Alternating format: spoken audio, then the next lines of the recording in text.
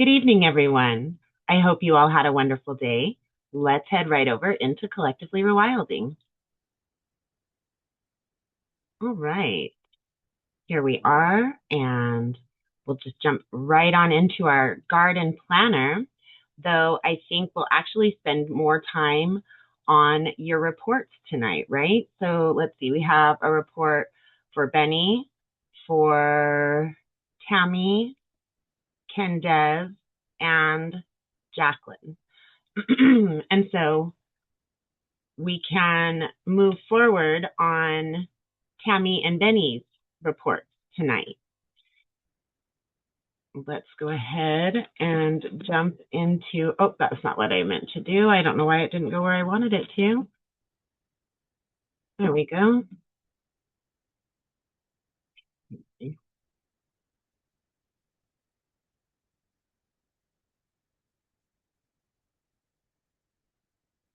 All right. So let's jump into, oh, goodness, have I already done that much? Okay, I'm going to have to search it. Here we go.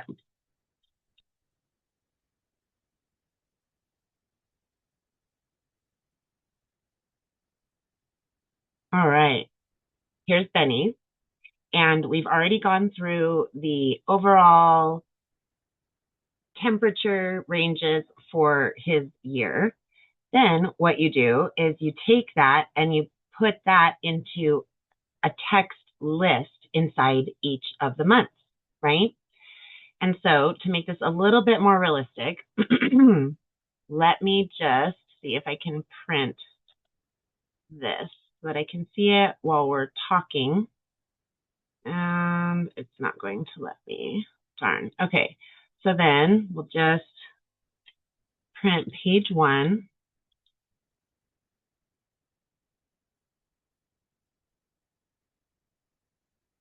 And then we're going to take the information that we compiled here in this spreadsheet and put that into a usable format in a written format for each month.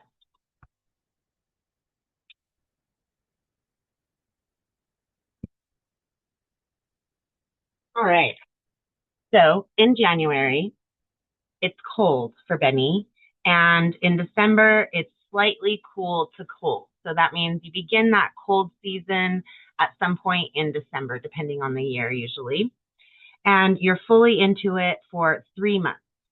So if you want to put something up for your winter, that's just what we've been talking about, right? The sprouts and the microgreens. If you have enough space, something like the salad in a pot, all of those are possible for your January month. So this is when you could even have started it in December, all right?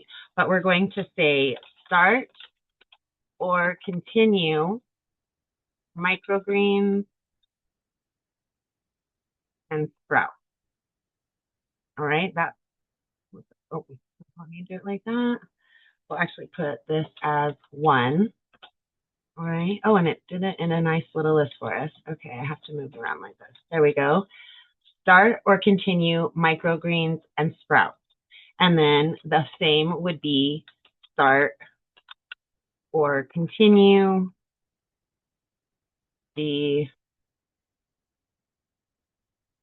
salad in a pot. All right. And so just again, to reiterate, we each make it our own journey. Right now, this year, we didn't have room for a big enough pot, like a plant pot, to hold salad in a pot. So we have 6 little pots. So it's a little bit of a different arrangement. And I actually have a whole schedule lined out for that as well for any of you who are also more limited on space. And it can get increased or decreased depending on what each of you have as a space. And that will be the next step that comes after these 3 pieces here. Little individual plans that you need for moments in your gardening year. Okay, so you have start or continue both microgreens and sprouts, start or continue salad in a pot, because they're 2 different types of endeavors, right? then that's basically going to continue over here, except that you wouldn't be starting it, you would be continuing it here. And then your cool period starts in April. So, oh, and it did 3-4. Okay, so, but I don't want it to do 3-4. Interesting. What if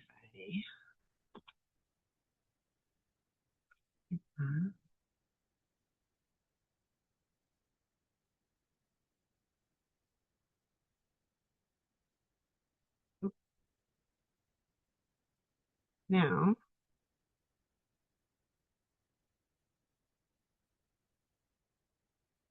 all right, nice.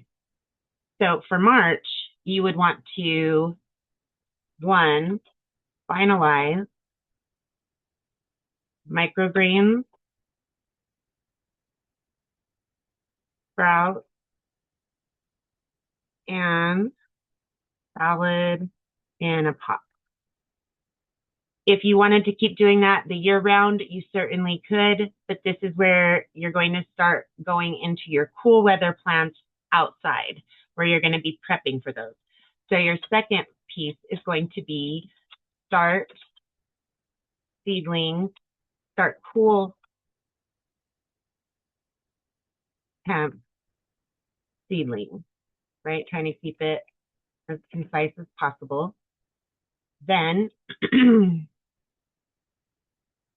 in April, when your temperature has reached a warm enough point to put them in the soil, and if it's starting to be a warmer year, you may need to move that back to February. So let's add watch weather. And I want to see what happens when we enlarge this for next season. Okay, perfect. So then when we come to April, we're looking at planting seedlings and sowing seeds direct in planting medium. That could be a raised bed, that could be in the ground, that can be in a container, right? So each of us get to choose. But that is when we're going to put our seedlings in the ground, and we're going to sow the seeds that go with the cool weather that you don't want to transplant. Carrots and radishes being two of the really prevalent examples of that. So then in May, you will be tending cool weather plants. That's your primary task. There'll start to be some that you're looking at harvesting. Harvest where needed. And then in June, you're going to be finalizing cool weather plants. And I apologize, towards the end of April, beginning of May. So again, you want to watch weather for next season, okay? And then here,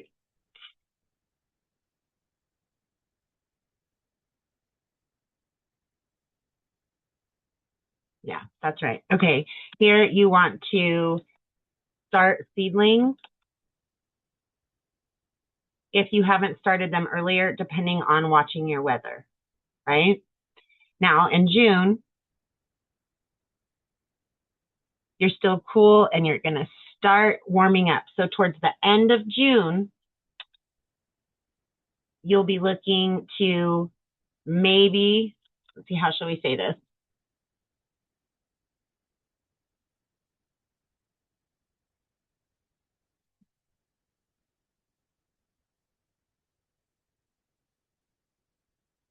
Planting seedlings. And then we'll go end of month. Just to clarify that that's going to be towards the end of your month because you're still slightly cool in June, all right? You want it to be over 65 consistently before you would put your seedlings out in the ground or put the seeds in the ground, unless you have some sort of protective covering where you can extend that season a little bit into an earlier period. All right. And planting, oh, let's clarify that. Sowing seeds, weather dependent again, right? How about that? I like that better. Weather dependent.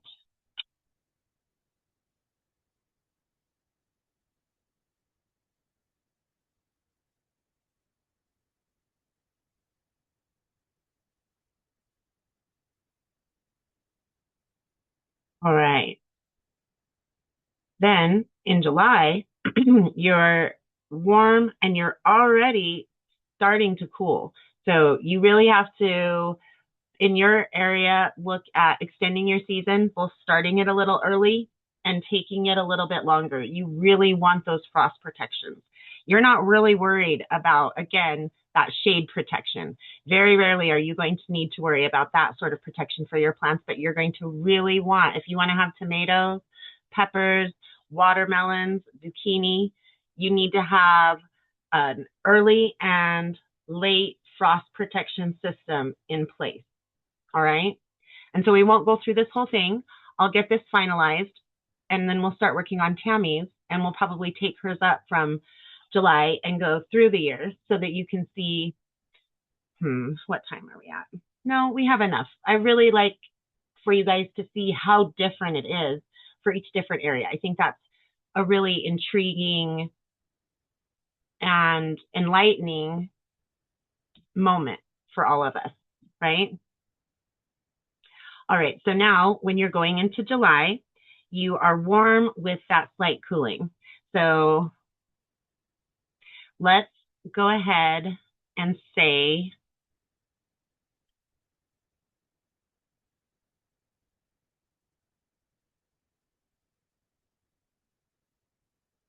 let's take away watch weather for next season and let's say prepare season extenders. All right. And then here,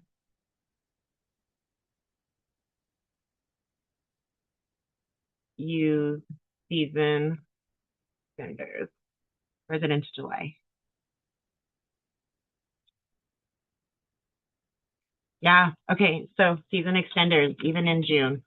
And you're definitely going to need them in, okay. So what it is, I apologize. It's kind of hard to completely convey it. I should change this up here. June, it should be still slight cooling with slightly cool to warm. And so cut these little guys out. All right. That makes it a lot more of the right flow there. Okay. And so let's see. We have May, cool to slightly warm. You will need to actually start your seedlings at the end of April and use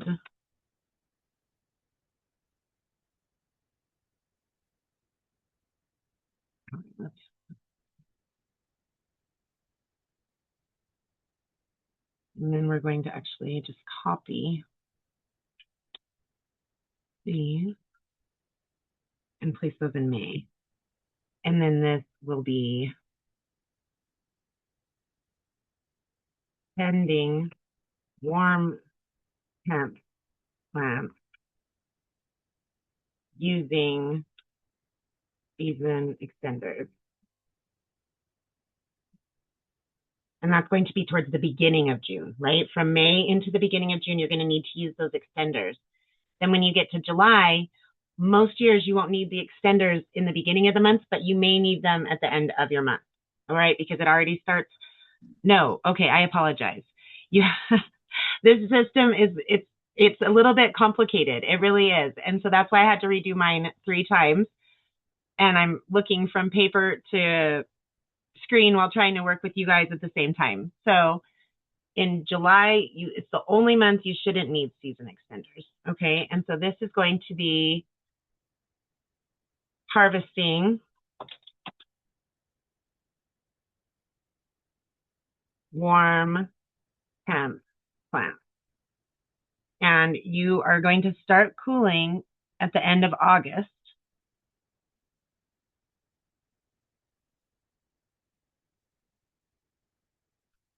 So that is when you might be starting your cool weather seedlings.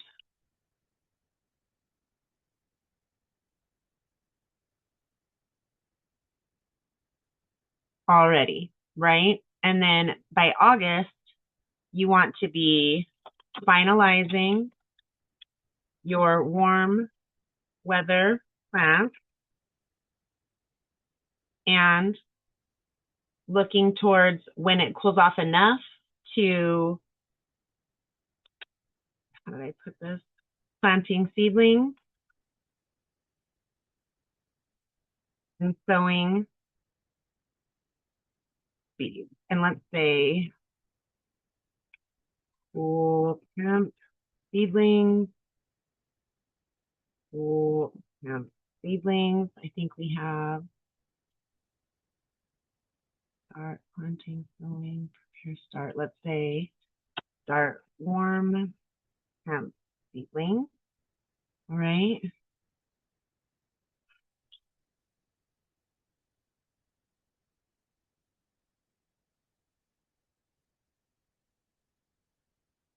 And let's actually move this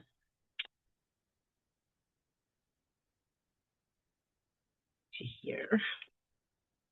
Okay.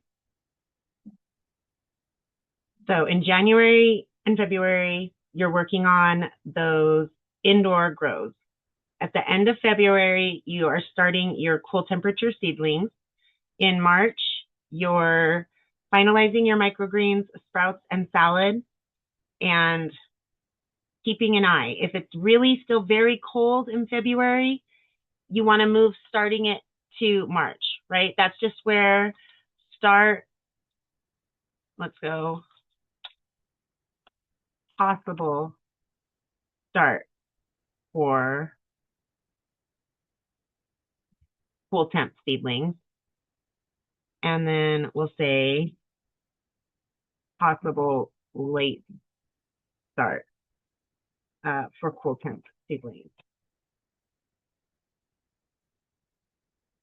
You are cold for 3.5 months out of the year, and you are cool for 5.5 to 6 months out of the year. So you are going to have to really have those extenders and really just kind of watch your weather and know your weather, get to know it better and better each year at when you're going to be able to, with those extenders, put things in the ground. How good do your extenders work? Maybe really dialing down that warmest, most sheltered, sunny spot that you have to utilize for your garden, right? All of those types of preparations. Does that make sense, Benny? Yeah, that makes perfect sense. Okay. And so yours is a pretty specific one. It really is. And this is being so silly. They don't let you minimize the participants and the chat bubbles anymore. You have to click them on the toolbar. It's so silly. All right. So now you're looking to tend your cool weather plants. In October, even possibly eking out to September, harvesting here for sure.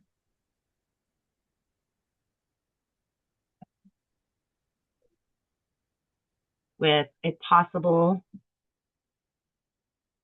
continued harvest with season extenders. And then that's when you're back to starting microgreens. And let's just put them all in one lane. And salad and a pot. With December being continue. Let's see, I think we have that already up here. Like this.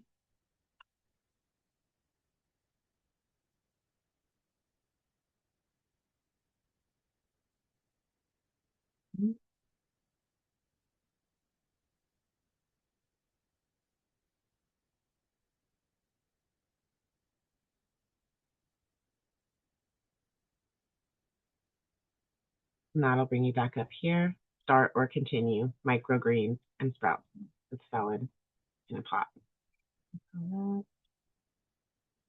Like that as well.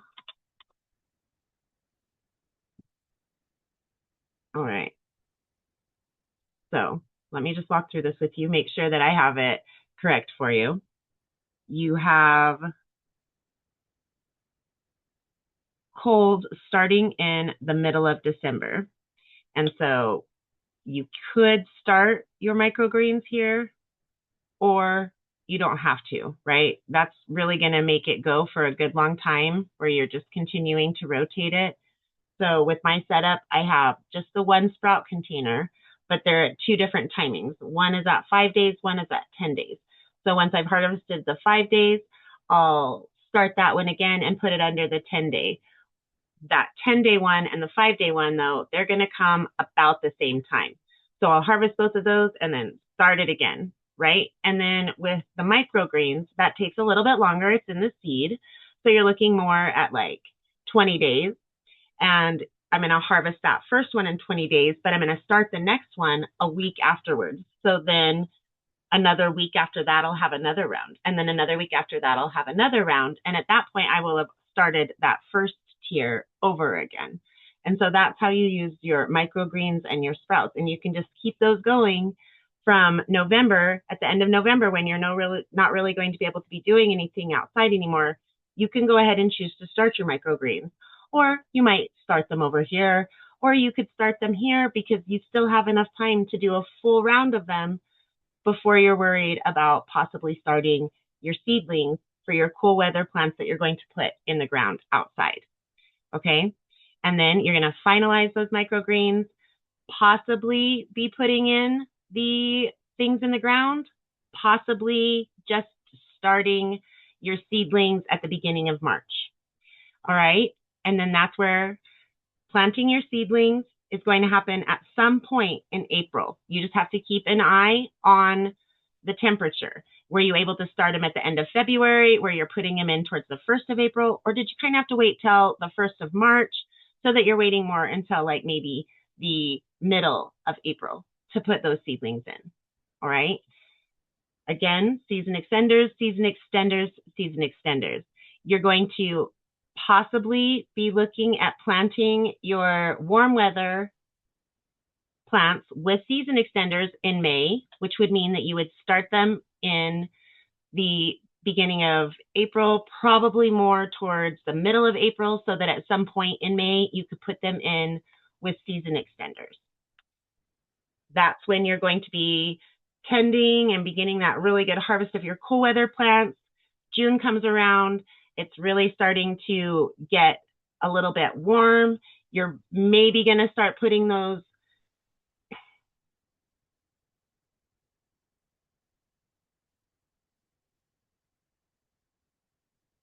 Yes, that's all correct. Okay, so you're going to be finalizing those cool weather plants if they're still going, tending your warm temperature plants, which may still need a little bit of a season extender up right in that June season. Then in July, you're going to start the harvest, finalizing that in August, and starting your cool temperature seeds towards the end of July, so that you may be planting towards the end of August, beginning of September with your second round of cool weather plants. Finalizing that somewhere end of October, even middle of October, possibly up to the beginning of November. And that's when you're going to go ahead and start the cycle over again. So does that help you guys seeing Benny's structure like that? Does that help you the way it helps me to take it from, yes, this very useful model here, but then getting it into the written text of what that means?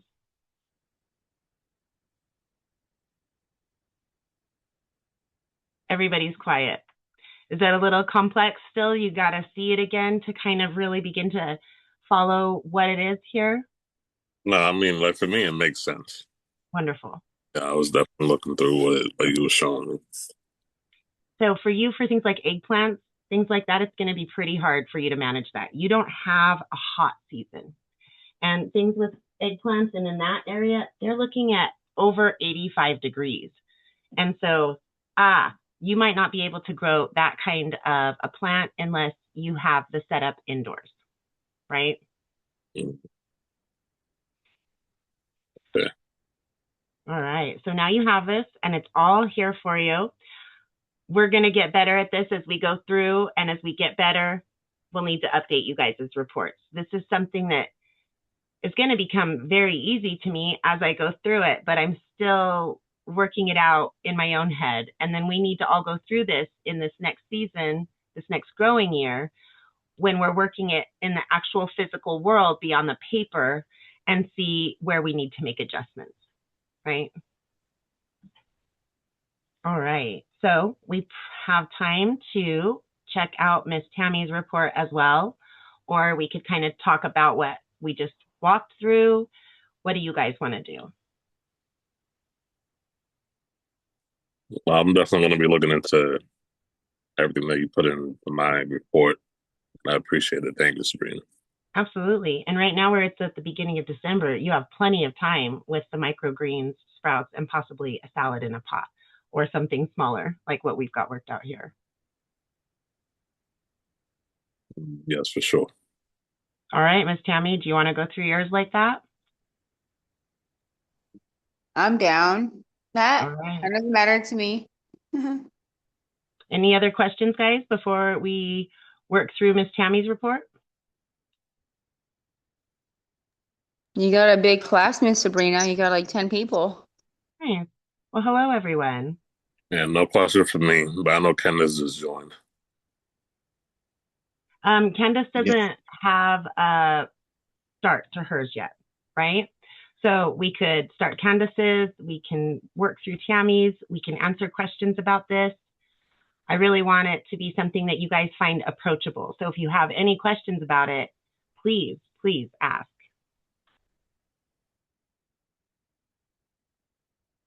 What about Miss Ethel Grant? She lives. Yeah, She has go a house. ahead, do me. I don't care. Yeah, there you go. I'm volunteering for Miss Ethel Grant. All right. So let's do a completely different thing here. And we'll go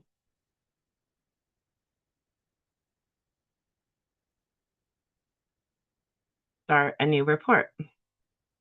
And this is a totally different process than what we had before because of the different pieces in it. And it looks a little bit different.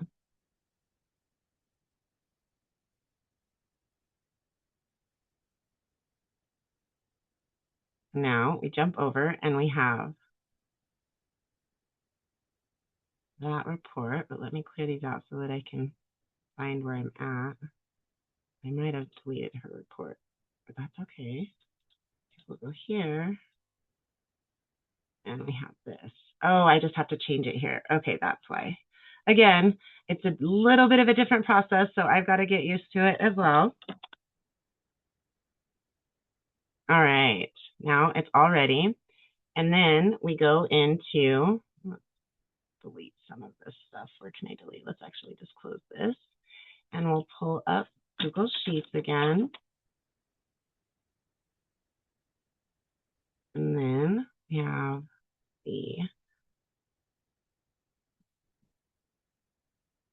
your seasons.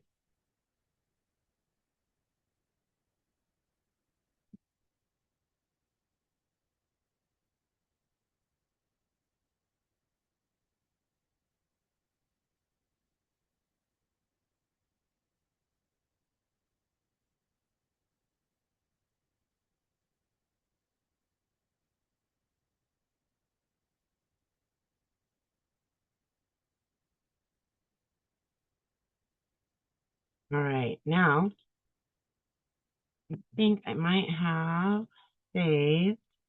Here, can we delete all of this? Yes, I did. All right, so what is the average high-low temps for Shreveport? Is that right, Ethel? That is correct. IE, there it is. Okay.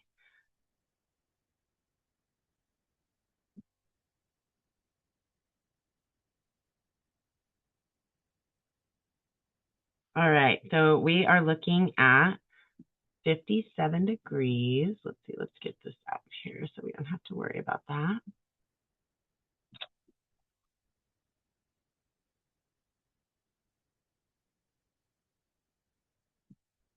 Oops. I copy that little degree symbol so I don't have to make it every time. And your low is 37. Now for February,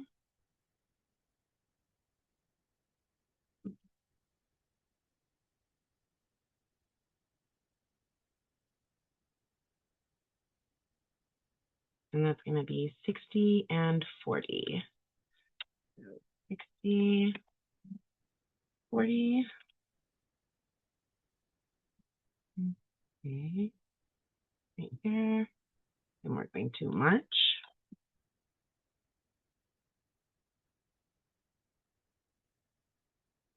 And that will be 69 to 46.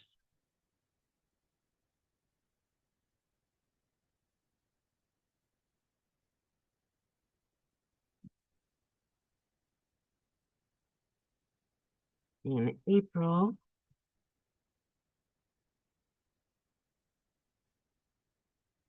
nice already, huh? 77, of course, that means it won't be so nice later. 77 and 56.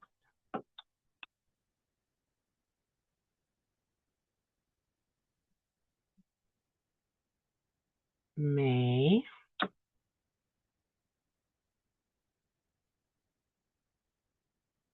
83 and 63.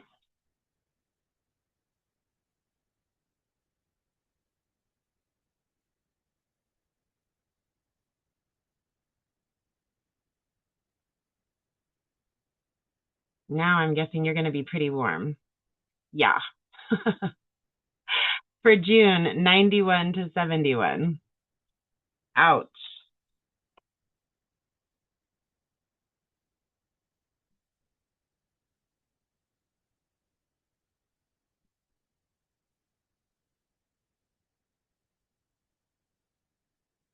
'93 to 74. Well, at least it didn't go up a lot for your July.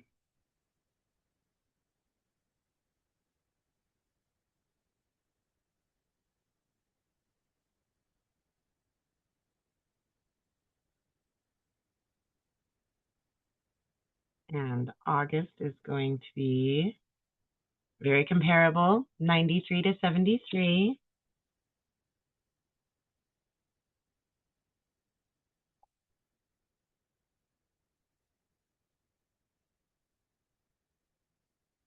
And as you head into the season of autumn, let's see where we are there. 88 to 66, which is just a very nice month. Still a little bit warm, but you go out in the shade or something, it's probably pretty nice. Okay, October. Oops, I forget that O when I'm doing it, and that just drives me crazy. So let's make sure we get it right. 78 to 55, another really nice month.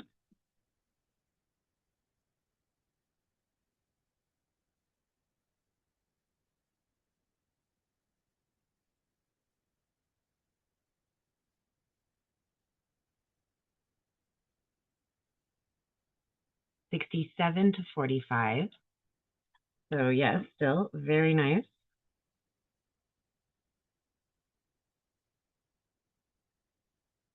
And this month,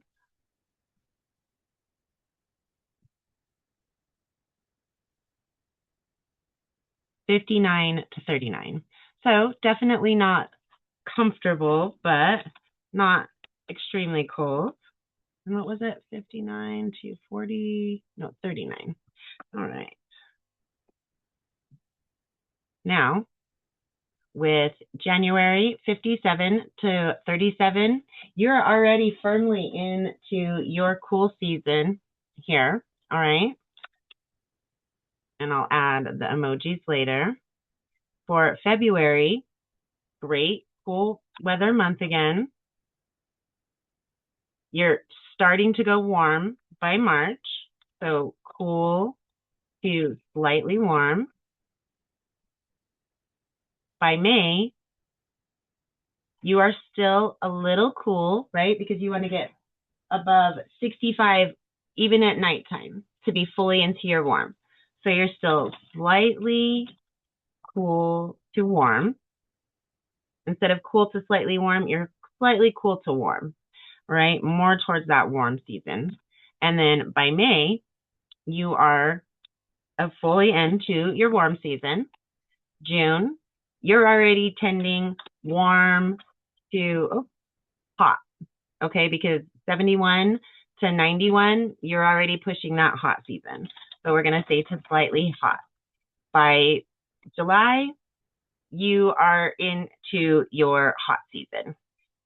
Okay, August, again, oh, not what I meant to do.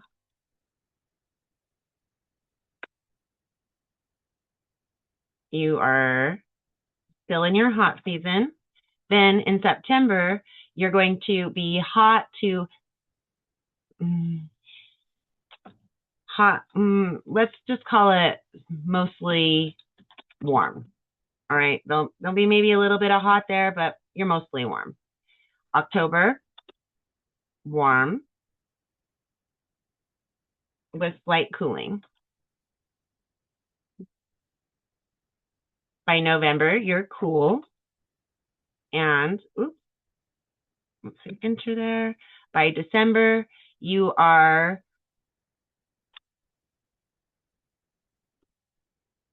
mostly cold, we'll say. All right. This is, oh, and again, hit that enter. This is what your picture looks like for your temperatures. Now, let's look at your precipitation.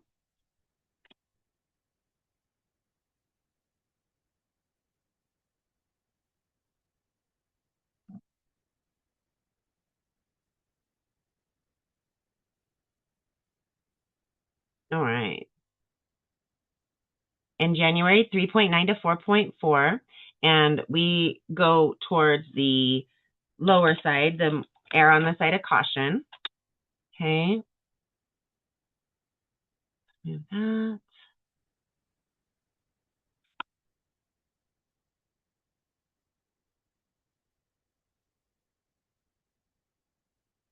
4.2 to 4.3 for you in February. So we'll put 4.2.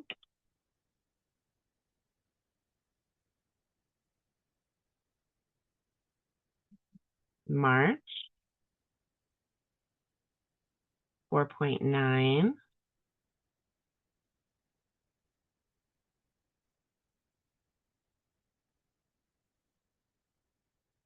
April,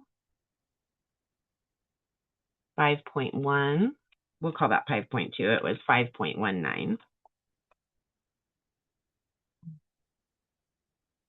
And then May, 4.4. So you're definitely getting an extremely good amount of water. Yes. 4.78 to 5.4.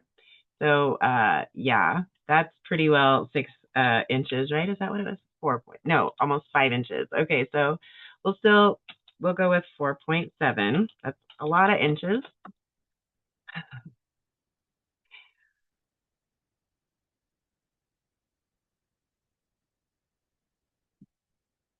In July, 3.5. At your smallest month so far, which is not very small.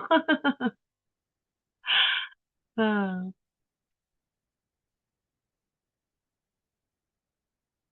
Okay, 2.3 for August, which is still a lot for my area, but for your area, that's quite low, right? All right, September, 3.4. Oh, and I put 3.5. Okay.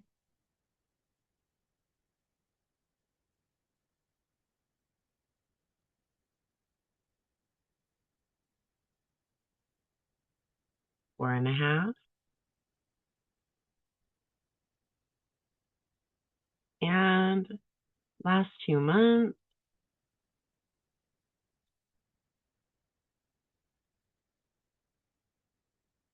November, 4 inches. And for this month,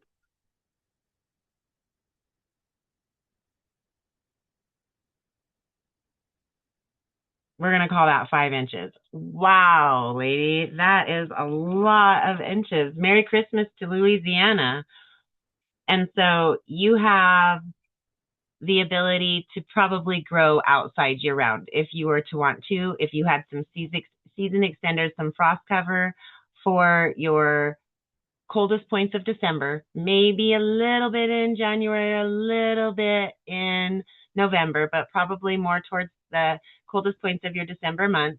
And then you would want to have some shade protection, certainly. And you want to, with that much precipitation, you need to make sure that anything you do can drain like magic, right? You'll also have a lot of washing out of nutrients from any containers or raised beds. You will have to fertilize a little bit more often, keeping in mind that we don't want to fertilize in a heat wave, right? But yeah, so those are some caveats for your area. Very little frost protection, a good amount of shade protection, the best possible drainage you can do, and you may have to do some extra fertilization with that seaweed water, the seaweed wrap decomposed water, or urea, hopefully natural urea. There are some other options out there that I'm not as familiar with, that I haven't experimented with yet myself, but you would definitely be looking towards fertilizing with all of that water coming through and draining out and coming through and draining out. It's going to be washing out the nutrients from any kind of contained soil, whether it's a true container like a plant pot or the type of container that a raised bed is, which is still, yes, a container. It's not in ground, right? It's in a form of container, but it's a next level up. So we call it a raised bed. It is still a container, and it's going to flush those nutrients out of your soil. So yet again, a big variance when we go from Tammy in the mid to northern part of California, Miss Tammy, or is it pretty well mid? I don't know. I'm in San Bernardino, wherever the heck that is. All right, let's just look at San Bernardino on the map. I think I looked at it the other day and it was just above LE. Let's just look here really quickly. Pull up that map a little bit bigger and find out what exactly is this lady at as opposed to all of California. Yes, so you're east of LA, almost in line with LA. All right, so that's, mid-southern LA even, or excuse me, mid-southern California, right? You're lower. You're very southern California, but you are up higher where you do get more cool than some of the other places will, perhaps down there. And you have a very different climate in every aspect than Los Angeles, being that much further inland, where LA is actually a decent amount inland. If you look at LA as a whole, this is Los Angeles proper. It's a good little bit from the ocean, but then San Bernardino is that much further inland. All right. So much difference from LA, but that's still the line that you're in there. A little bit north and east from LA. And so where we look at yours, and let's just pull that up. Let's pull up a few of these.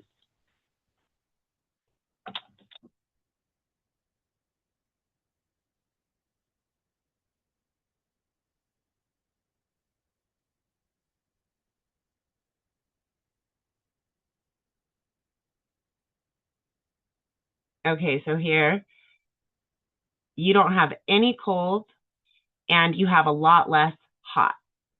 And then when we pull up Benny's again,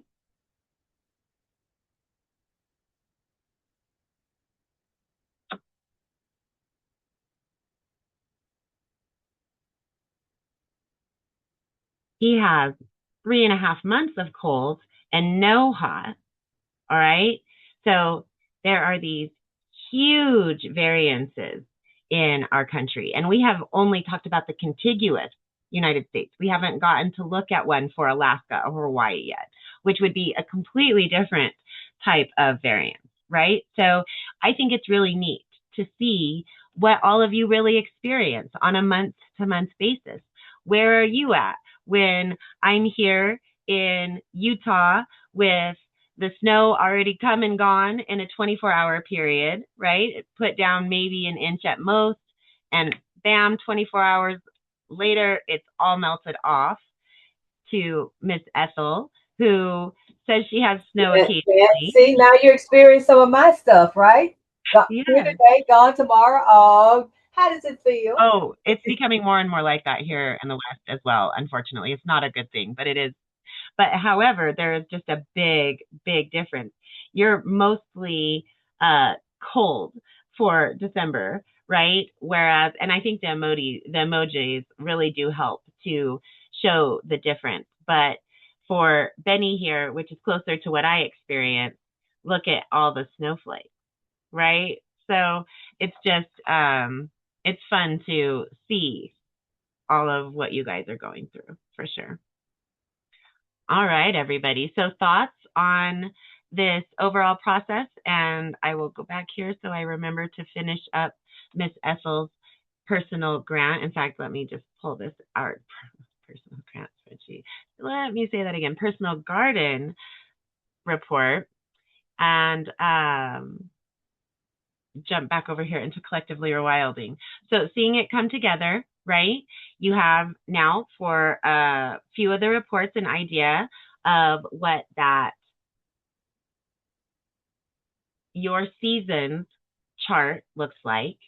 And then we filled in Benny's task tracker for his year so that you got to see what those seasonal markers meant in tasks for each month.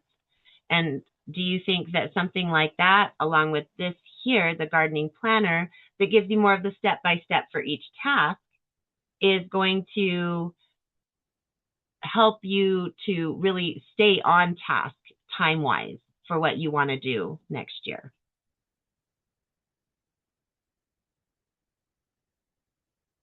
Please, feel free to speak up. Definitely, for sure.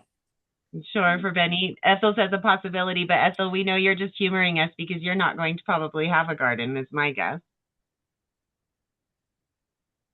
No comment? You never know. You never know. Oh, well, we'd love it. We would definitely, I would be interested in hearing. I want some cantaloupes and watermelons. Well, you could definitely manage that, my lady. And those are a not super difficult warm to hot weather plant, right? And so you just have to, again, if you get your setup right, and I believe that those like a hill, like a watermelon, and you said cantaloupes and what? That's the two of those. Hey, I thought, what about the okra? Oh yeah. Thank you, Benny. Which one was it? The okra? Yeah, the okra. Okay, but I it was cantaloupe, but and you said when I have okra, I have to have tomatoes too. of course, Okra and of course. tomato. I don't know, but I believe you. You said cantaloupe, and you said a different melon. Was it honeydew? No, I just said watermelon and cantaloupe. Okay, watermelon. Okay. Plants like to grow in mounds. Yes. They don't want to grow in a flat situation. They want a little hill, a little mound to grow in for your cantaloupes and for your watermelons. Like a pumpkin, like a potato or a sweet potato. You have to build up the rows like you're gonna, and have it in the mouth. I remember that from childhood. Exactly, and then you don't need that for your tomatoes or your okra, I believe. So let's check. No, you need that. Okay, I've never grown okra, but you don't for tomatoes, right? And so of course, you don't like it, so why would you? I mean, it's okay. I'll eat it. Fried okra. I would prefer fried zucchini, but I'll eat it. I'm not scared. Okay. I bet Benny's scary. He might be. I mean, I'll give it a try because I know my mother loves it. It definitely is a very specific texture, right? The flavor is, good and whatever. That's not the challenge. It's that texture for the okra. And it's good for the digestive system too. Well, I'm not surprised at that. It looks like a pretty fibrous little plant. For those of you who have seen an okra, it's like a ridged jalapeno kind of a look. And that's a lot of fiber. You can tell from the texture. So yeah, that would make sense. All right. Anyone else?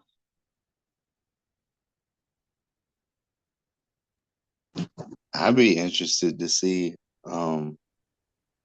like another chart with that's more for like the zones and For like the growing zone? And then like what edible plants are like available to grow in the cold, warm, hot season. Okay. That's a really good suggestion, Benny, right? We're kind of figuring out what these personal reports will look like and what will be the most useful as we go along together. And so a list of cool, warm, and hot plants. For sure. And what was the other thing that you said? Oh yeah, like just catered to the zone of like Benny. Nah, that's Candiz. Yeah.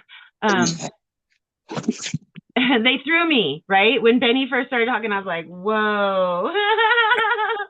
So, but yeah, the zones, I can always add that in if someone wants. But I tend to agree with Nicole Burke. I had never thought about this. This is something that is completely a new thought to me.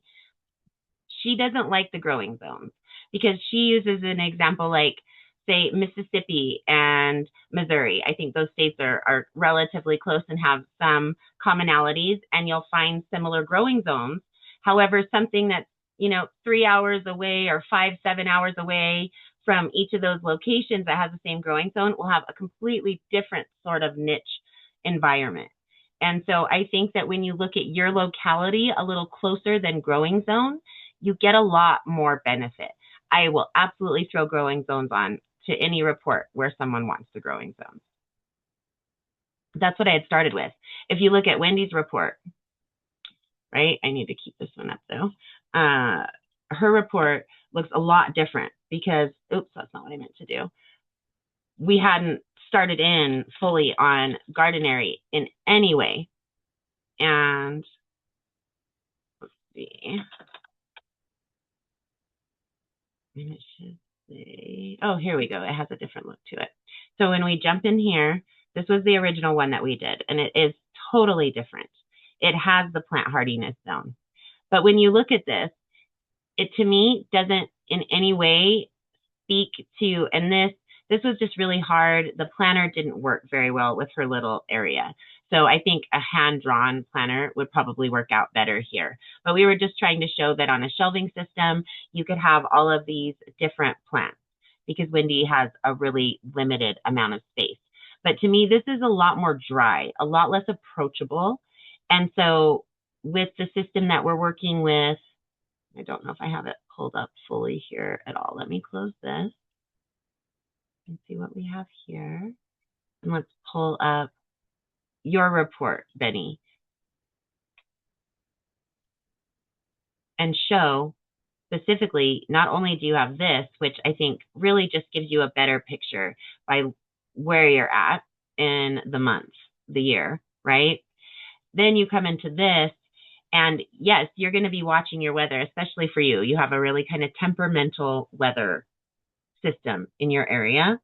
And so the same growing zone, let's just look and see what growing zone you're in. What is your zip code, my dear? For Benny? 02703. Okay. And you're in 6A. That's very comparable to what I'm here in Utah. And yet we have a completely different experience. I think I'm 6B, 7A. So I'm one letter variation from you to a full variation from you, right? But we're right there. We're really close. And yet you're a full month behind me, at least. And you don't have a hot period, and we certainly have a hot period here in Utah, even though our growing zones are so comparable. Do you see why she doesn't feel like that's a very valuable tool for us as gardeners? Yeah, I could definitely see that. Okay, so it doesn't hurt to know your growing zone, because when you're looking at plants you want to pick, that's something that's going to be how they differentiate their plants, right? You want to know. They're going to tell you things on the back of that seed packet, and they're going to use growing zones. So it's still a very good thing to know. So yeah, we probably should just include it in, and perhaps include it in that way in the seed picking area of anybody's personal report. Put in that area's growing zone so that they have that for picking their seeds. Or well, when they're comparing their area on that seed packet, they have that plant chart for their growing zone, right? Very cool. Very cool. That's why I love this, guys. I really think that we're going to have the most amazing setup because we're all seeing that different perspective, right? It's just so amazing what we're going to get to experience together over this next really year and a month, right? We've already kind of started in. We did our soft start in November, and we're getting stronger and stronger in our approach. And then by January, that'll be a lot more solid, but we'll still be experimenting this whole year with how this all works together, what we think of it, what we like, what we don't like, what's missing, what was overdone, all of these different pieces, right? And so let's go ahead and jump into our calendar, and we will be back together tomorrow at 3:30 for Let's Quit Together. Definitely still pushing through. Miss Tammy has definitely got some things to talk about. She's pushing through on like, what would we want to say, extreme sports style, right? So she's definitely got some things to share with us tomorrow. Hope you'll be able to join in, and that will be tomorrow at 2:30 p.m. Pacific, 3:30 p.m. Mountain, 4:30 p.m. Central, and 5:30 p.m. Eastern. All right, guys, please feel free to unmute and say good night. Good night. Bye, guys. Enjoy your evening. So nice to see you all. Good night. Bye. Bye, you guys.